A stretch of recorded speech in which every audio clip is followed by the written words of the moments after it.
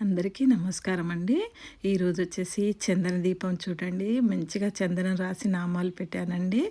2 మాత్రం పిండి దీపాలు, 3 పిండి దీపాలేనండి. 2 వైట్ దీపాలు, 1 చందన దీపం చూడండి. కొంచెం అంత తులసి దొరికిందండి ఈరోజు.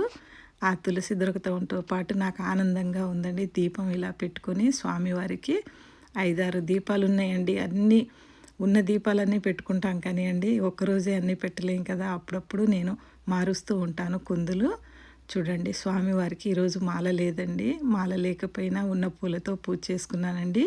ఈరోజు కొబ్బరికాయ, పాలు, బెల్లం మాత్రమే నైవేద్యంగా పెట్టగలిగానండి.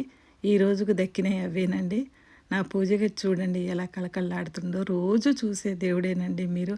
అయినా ఏదో ఒకటి మారుస్తూ ఉంటానండి మీకోసం.